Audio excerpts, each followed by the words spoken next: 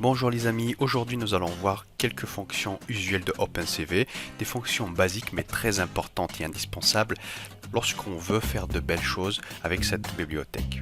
Dans les précédentes vidéos, j'ai expliqué comment installer Python et OpenCV très rapidement sur Windows, donc si ce n'est pas encore le cas, je vous invite à les regarder pour préparer votre environnement. Notez que cette vidéo s'inscrit dans une série de vidéos sur OpenCV où on va découvrir ensemble les bases de cet outil. Alors concrètement, dans ce tuto, nous allons voir comment charger une image, comment l'afficher, comment la redimensionner, comment appliquer dessus une rotation et enfin comment enregistrer une image modifiée dans un dossier.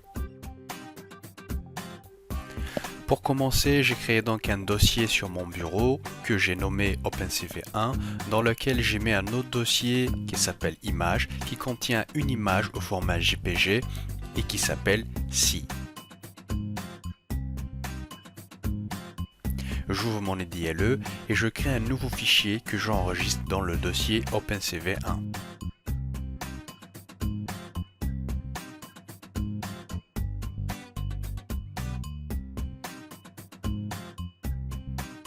Pour utiliser la bibliothèque OpenCV, je dois tout d'abord la charger en tapant Import CV2.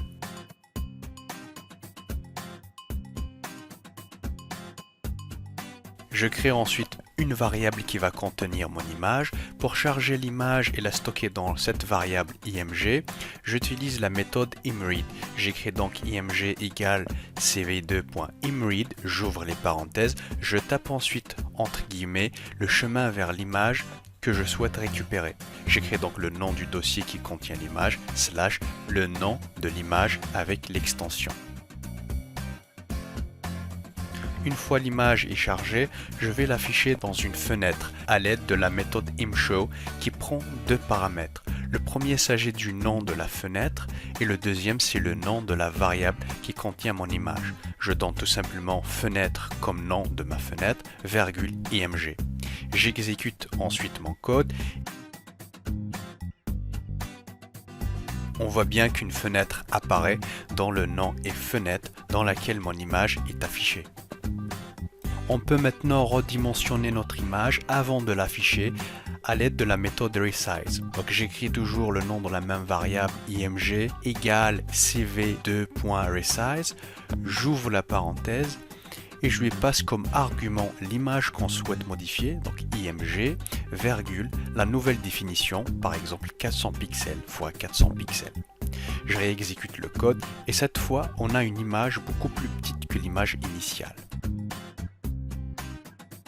Je peux appliquer aussi une rotation avec la méthode rotate, toujours avec la même variable. J'écris donc img égale cv2.rotate avec img comme premier argument qui est l'image sur laquelle on souhaite appliquer une rotation et un flag qui précise l'angle et le sens de la rotation.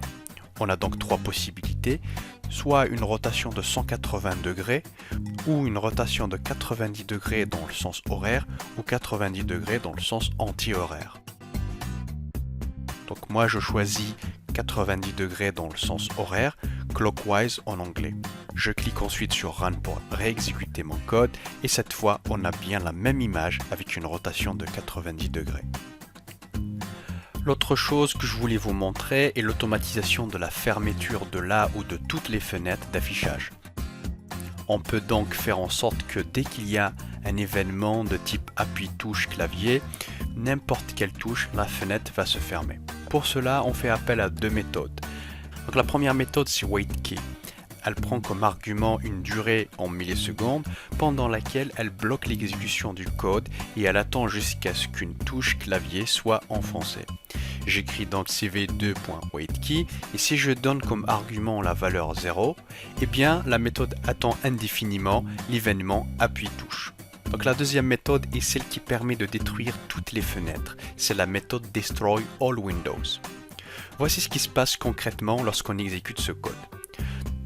Tout le code est exécuté ligne par ligne jusqu'à la ligne 11. Puis le programme attend jusqu'à ce qu'il détecte l'événement appui touche. Ensuite, il exécute la ligne suivante qui va fermer la fenêtre. J'exécute donc le code.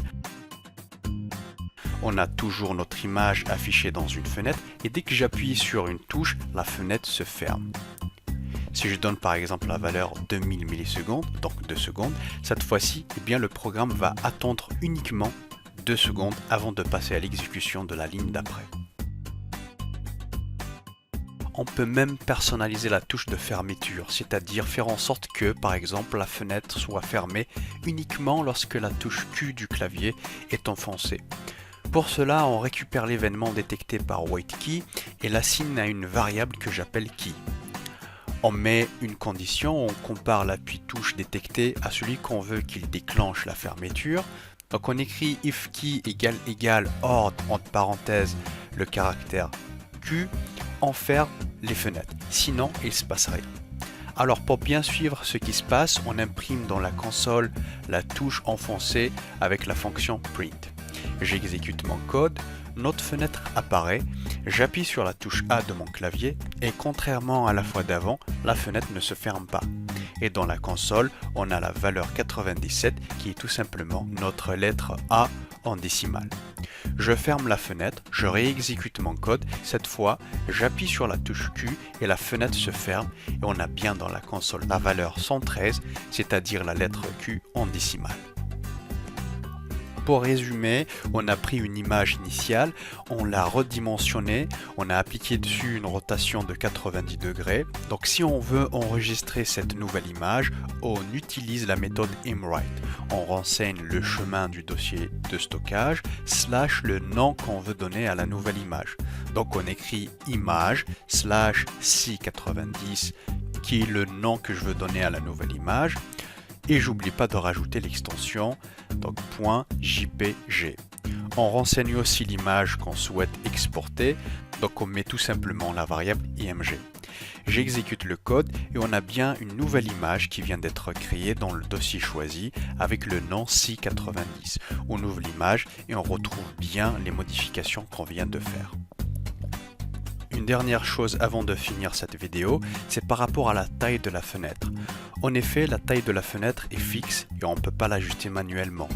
Pour rendre la taille de la fenêtre ajustable manuellement, il faut donc déclarer la fenêtre à l'aide de la méthode nameDoWindow avant de demander à afficher l'image.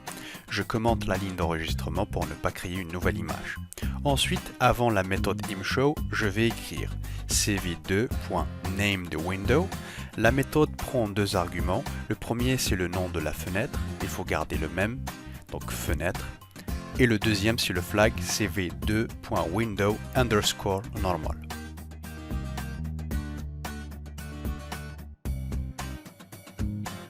Ainsi, avec cette nouvelle ligne, on a bien une fenêtre dont la taille est ajustable.